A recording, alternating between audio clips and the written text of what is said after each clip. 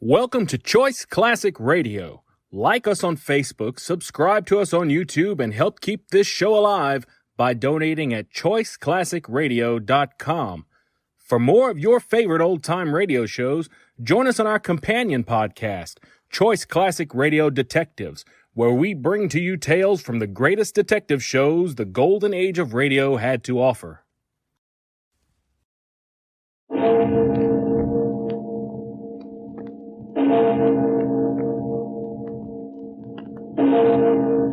Murder at midnight. You fool! You idiot! I'll fix you. I'll take you back there and... A razor! No, don't! I told you not to touch me.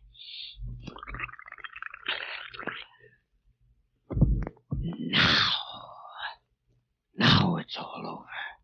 We've played our last performance together.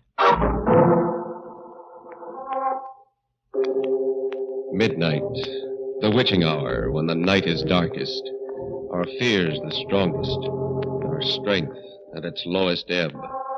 Midnight, when the graves gape open and death strikes. How? You'll learn the answer in just a minute in The Secret of XR3.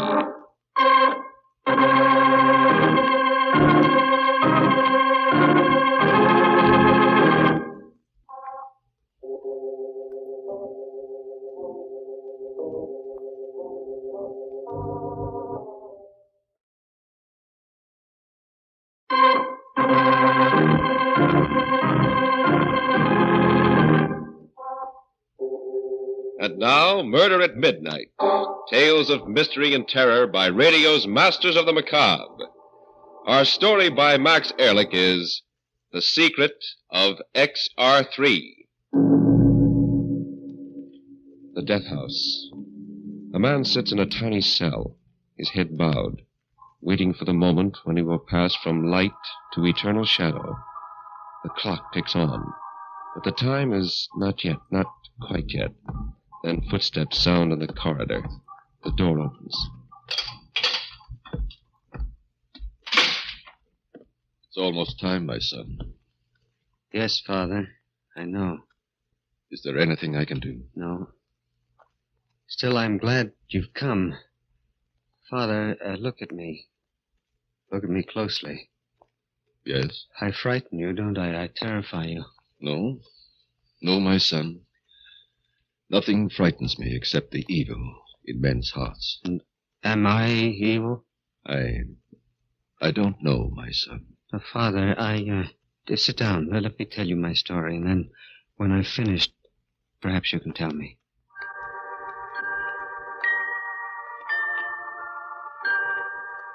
They call me Gorgo. All my life I've been a little man, only 3 feet high.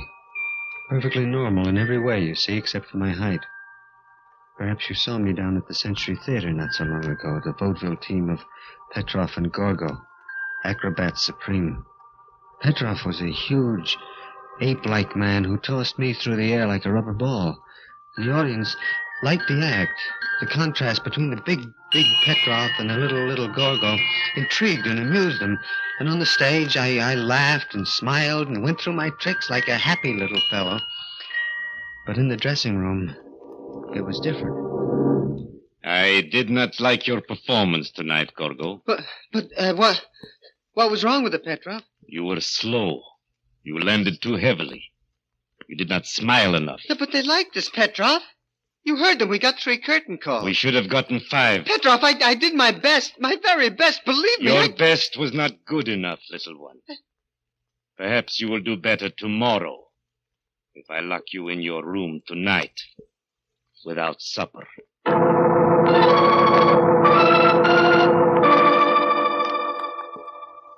That was Vladimir Petrov, a gorilla of a man and master of my body and soul. How I hated him. How many times I wept in the silence of my room. All my life I had walked in the shadows of bigger people. See, all my life I had looked up instead of straight ahead. endured the stares of the curious, and sensed the pity that was in their hearts. And that was why I used to wait in the alley near the stage door between performances, because it was dark there. I loved the dark. It protected me and hid me from those who stared and mocked. One night... I beg your pardon. You were Gorgo? Yes? My name is Dr. Meade. I saw your performance earlier tonight. I was just coming in to see you. Yes? What about? Oh, I happen to be an expert in glandular work, particularly in the function of the pituitary or growth gland. I think the results of my recent experiments will interest you. I don't understand, Dr. Meade. Did you ever hear of XR3? XR3? No. Well, it's an extract, synthetic, I discovered about 2 years ago. In my experiments to date, whenever I injected it into stunted or dwarfed animals, they grew. They grew? Yes. You mean to normal size? Well, by using controlled doses, yes.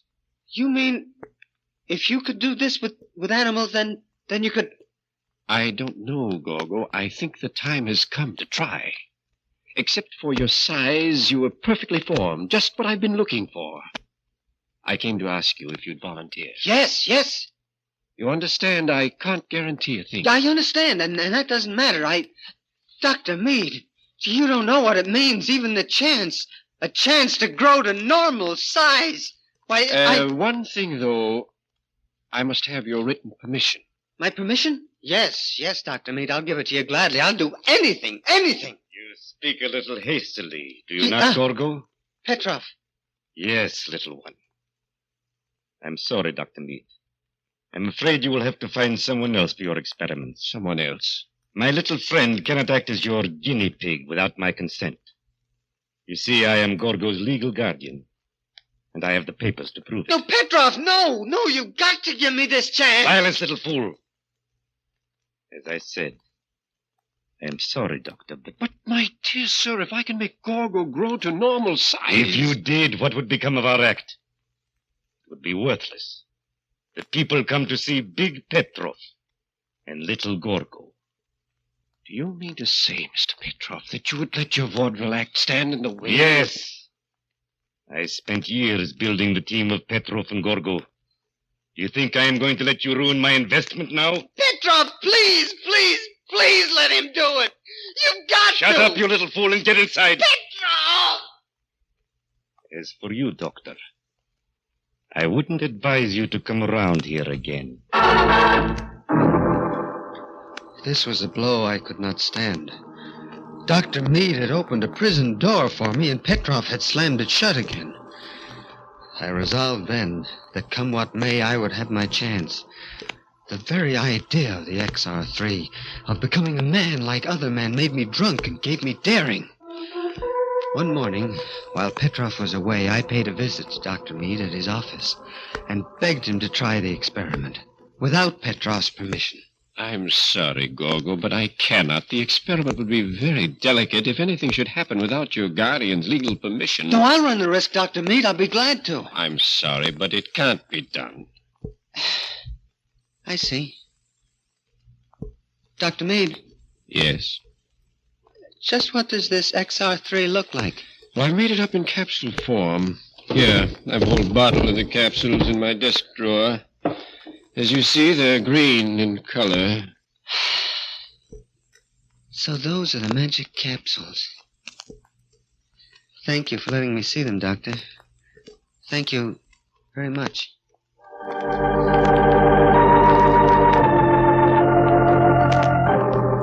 Late that night, I slipped out of my hotel room and down the fire escape.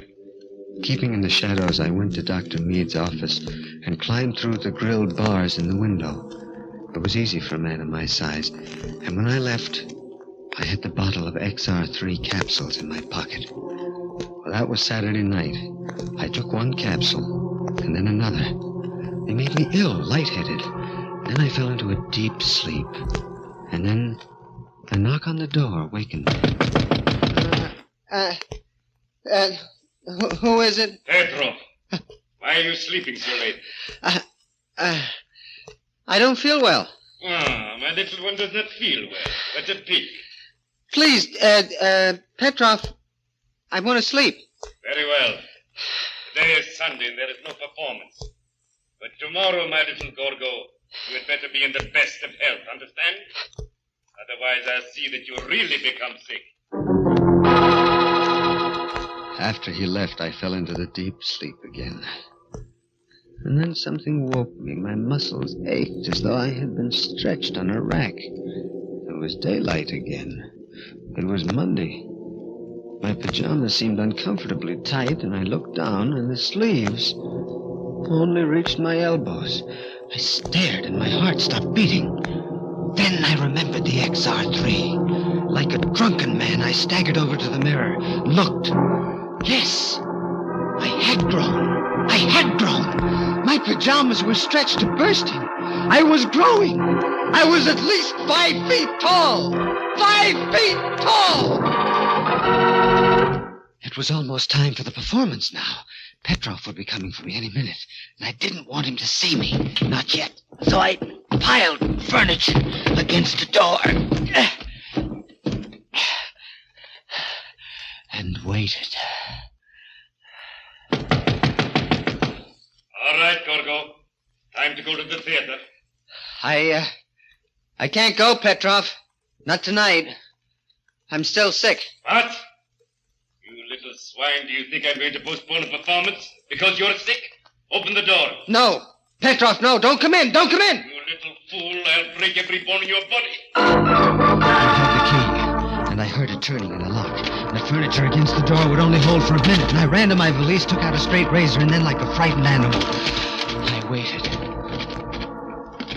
Barricade the door, will you? I'll show you what it means to be the Now, my little... Gorgo.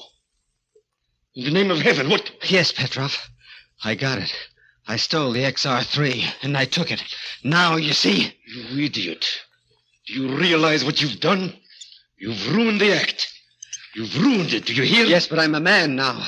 I'm a man, not a dwarf. They won't stare at me now. They won't... No? That's what you think. If that doctor could make you grow, he can make you small again. Smaller than ever. No, Petrov, no! Yes, Gorgo. You've grown, but not so much that I can't handle you. We're going to see him right now. Petrov, no! Let me alone, for heaven's sake! Don't struggle, you... Razor! No, don't! I told you to leave me alone. I told you. And now it's all over. We've played our last performance together, Petrov. A doomed man sitting in the death house pauses in his story, recalling the first time the clock struck 12 for murder at midnight.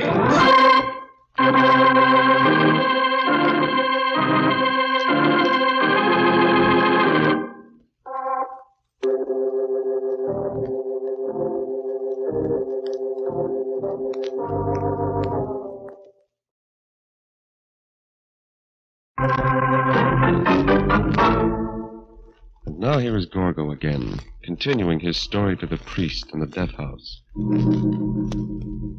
I stayed in my hotel room another day and took 2 more XR3 capsules. And when I looked into the mirror that night, I was over 6 feet tall. That was enough. That was all I wanted. Now I would leave the hotel. They'd never know who killed Petrov. They'd be looking for Gorgo, a 3-foot midget. Never suspect me. Yes, I was in the clear.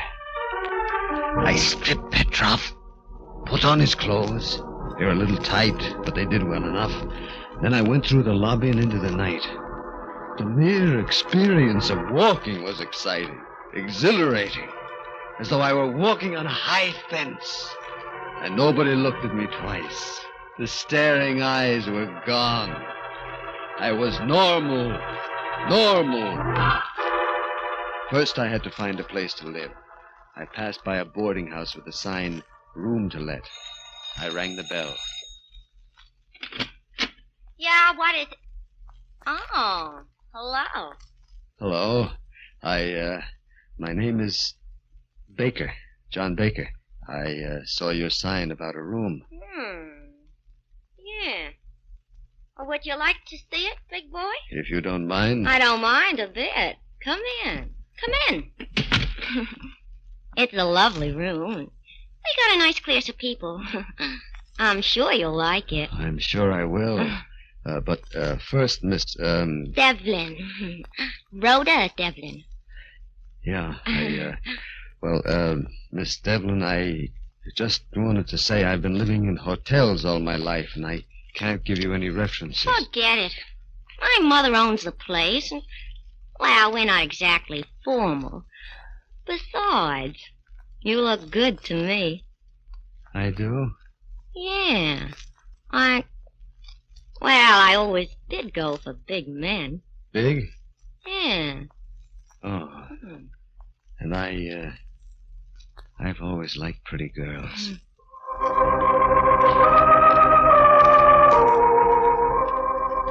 This was a dream come true. I was a normal man, and a normal girl was attracted to me.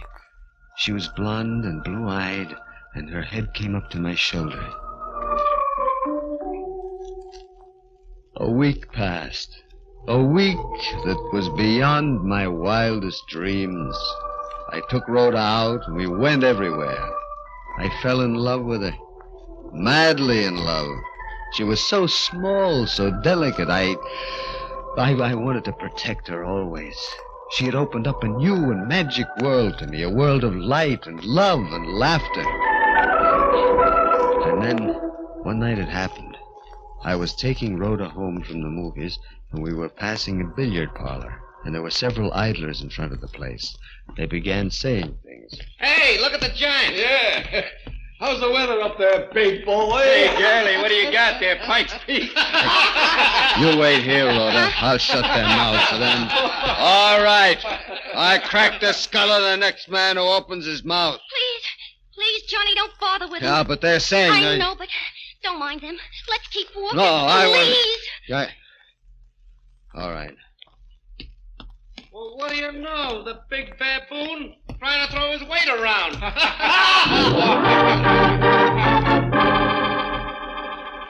I wanted to smash their jeering faces, knock them down. But Rhoda and I walked on to her mother's boarding house, and she was strangely silent as we entered the dimly lit foyer. She hadn't said a single word since we had passed that billiard parlor. I was vaguely disturbed. I took her in my arms, but she pushed me away. No, please, don't. What's the matter, baby? Is it what those men at the billiard parlor said? I don't know. It seems to me you're growing bigger. Right before my eyes. Growing bigger? Yeah. I thought at first I was seeing things, but now I know it's true. I know it's crazy. It's crazy, but when we first met, the top of my head reached your shoulders. And now... Yeah? What about now? Now it doesn't reach your shoulders anymore. You've grown bigger. Now, Rhoda, you don't know what you're saying. This is your imagination. No, it's true. We'd better not see each other anymore. I'm afraid of you, John. You're too big now. Good night. No, Rhoda, listen. Oh, don't no, touch Rhoda, me. please. Oh, let go of my arm. No, not until you hear what I have to say. Rhoda, I love you. Do you hear? I love you, and I'm not going to let you just toss me aside. Let me go, you big slut. Let me Oh, stop that! No, stop that screaming! You want to wake the whole street up! go. Stop it! Stop it! Hey. Stop that screaming! Stop, I say! Let me go. Yeah. You're hurting me. I can't breathe. Help! Help!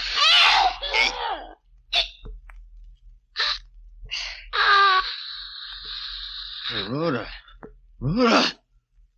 Rhoda! No. Her lifeless body sagged in my arms. I'd forgotten my own strength. And in my fury, I'd strangled her. Like a man in a dream, I lowered her body gently to the floor and then turned to look at my reflection in the full-length mirror in the foyer. Yes! Yes, it was true. The pitiless mirror reflected a giant. I'd grown at least 6 inches.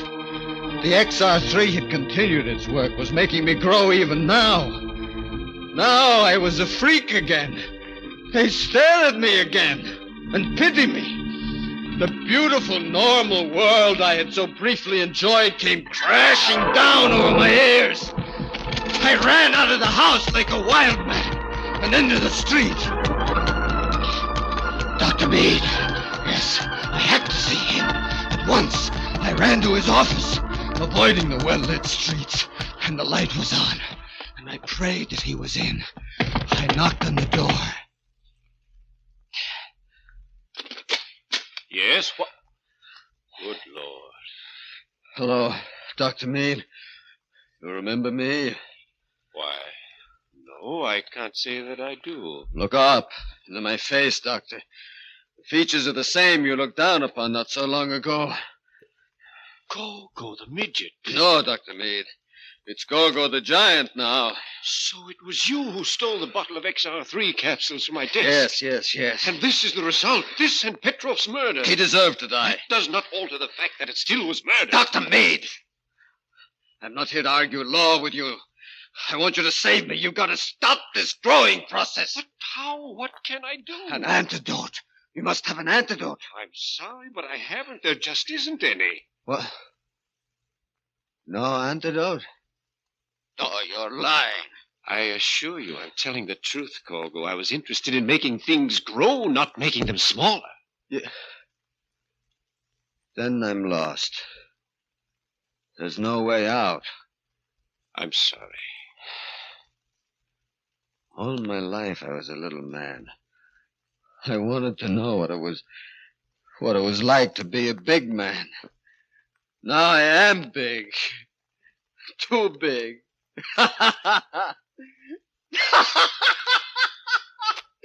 Isn't that amusing, Doctor?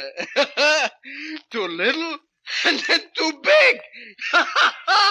Like the swing of a pendulum.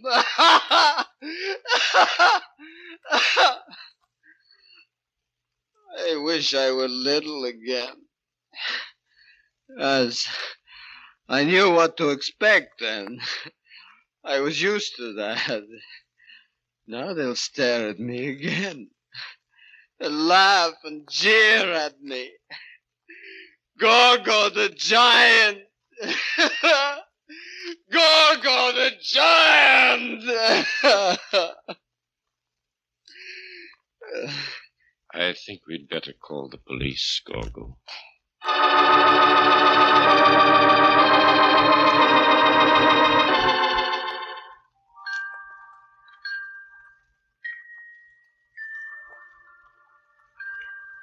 Well, Father, that's my story. See, that's why I'm here in the death house. Now, tell me, am I evil? No, my son. You have been unfortunate, but not evil. You have sinned, yes. But you have been sinned against, too, and they're coming for you, Gogo. I hear. And I'm glad. Glad? Yes, glad. I don't mind dying now. This world, Father, what has it ever meant to me? But there, in the next world, there no man will be strange, and all will be equal. And perhaps there I will find peace.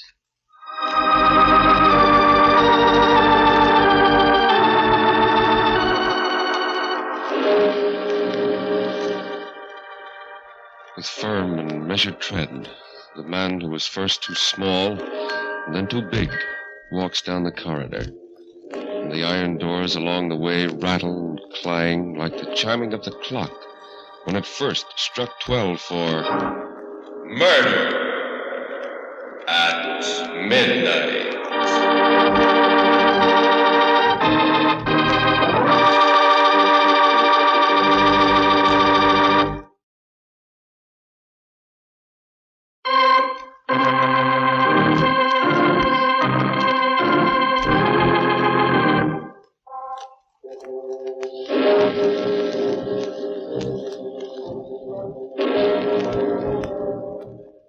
Remember to be with us again when death walks through the darkness with giant strides and the clocks strike 12 for Murder at Midnight.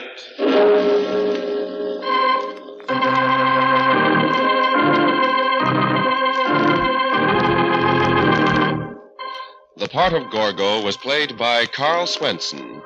With music by Charles Paul, Murder at Midnight was directed by Anton M. Leader.